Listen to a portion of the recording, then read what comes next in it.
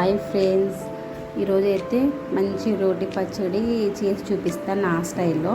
Already ఇట్లా చాలామంది తెలిసే ఉంటుంది, కాకపోతే నా స్టైల్లో ఇలా ట్రై చేయండి. చాలా అంటే చాలా టేస్టీగా ఉంటుంది, బాగుంటుంది. చాలా ఏదైనా జ్వరం వచ్చినప్పుడు, నోరు బాగాలేనప్పుడు ఇట్లాంటి స్పైసీ చట్నీ తింటే పచ్చడి బాగుంటుంది. ముందుగా టమాటా, ఉల్లిగడ్డ, పచ్చిమిర్చి సన్నగా కట్ చేసేసుకోవాలి. మీడియమే కట్ చేసుకున్నా పర్లేదు, మరి సన్నగా ఏం అవసరం లేదు. కట్ చేసి పెట్టేసుకున్నాక ఆయిల్ వేసేసుకోవాలి. ఆయిల్ ఎక్కువనే పడుతుంది, ఎందుకంటే ఆయిల్లో ఇదంతా ఆయిల్లోనే మగ్గాలన్నమాట. వాటర్ అస్సలు వేయవద్దు. తర్వాత పొయ్యిలో ఇచ్చుకొసుకొని మగ్గబెట్టేసుకోవాలన్నమాట.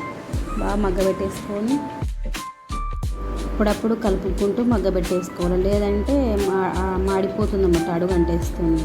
ఆయిల్లోనే మగ్గిపోవాలి మొత్తం.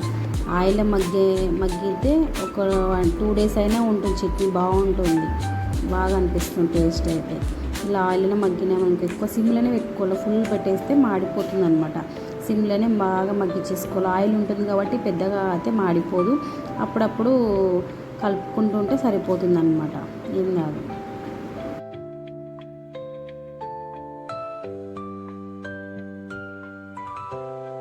ఈ చట్నీ రోట్లో దంచుకుంటేనే బాగుంటుంది. మిక్సీ పడితే అంత టేస్ట్ అనిపించదు, మెత్తగా అనిపిస్తుంది అనమాట, బాగుండదు. చూడండి, బాగా మగ్గిపోయినట్టుంది, మంచిగా బాగా మగ్గిపోయింది, దగ్గర పడింది. చూడండి, బాగా పచ్చిగా అయితే ఏమి ఉండదు, బాగుంటుంది. ఇప్పుడు ఇది పక్కకు పెట్టేసుకోవాలన్నమాట. పక్కకు పెట్టేసుకొని పల్లీలు వేయించుకోవాలి. బుడ్డలు వేయించుకుని, ఎందుకంటే బుడ్డలు కొంచెం టేస్ట్ ఉంటుంది అన్నమాట.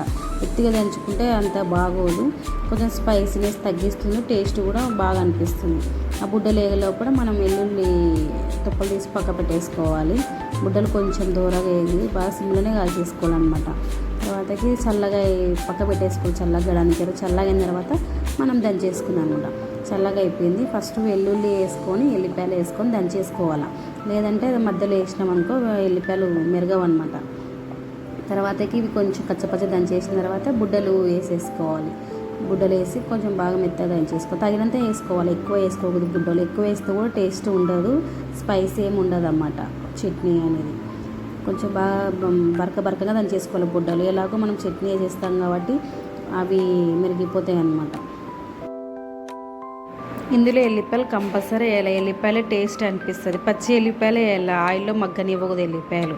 పచ్చి ఎల్లిపాయలు వేయడం వలన మనకు ఆ ఘాటు అనేది కొంచెం బాగా అనిపిస్తుంది అన్నమాట టేస్ట్. తర్వాతకి ఇవి కచ్చపచ్చ మెరిగేసినాక బుడ్డలు, ఇది మనము పచ్చిమిర్చి అవన్నీ మగ్గించుకున్నాం కదా, అవి వేసుకొని బాగా మెత్తగా రామేసుకోవాలి, దంచేసుకోవాలి రోట్లో.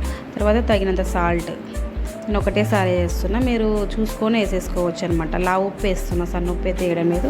ఇట్లా రోటి పచ్చడి చేసేటప్పుడు కంపల్సరీ లావు ఉప్పు అయితేనే బాగా అనిపిస్తుంది, బాగుంటుంది టేస్ట్. ఇంకా మెత్తగా అయిపోయింది, చాలా మెత్తగా అయిపోయింది.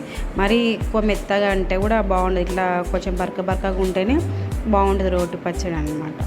మొత్తం అయిపోయిన తర్వాత తీసేసుకోవాలి. చాలా అంటే చాలా బాగుంటుంది రోటి పచ్చడి, ట్రై చేయండి ఒకసారి. టేస్ట్ మాత్రం బాగుంటుంది, వేడి వేడి అన్నంలోకి. చట్నీ బాగుంటుంది, జ్వరంలు అట్లా వచ్చినప్పుడు, నోటికి ఏం తినాలనిపించినప్పుడు ఇట్లా చట్నీ ట్రై చేయండి కంపల్సరీ, బాగుంటుంది taste. Okay, thank you, bye. Subscribe my channel friends, bye.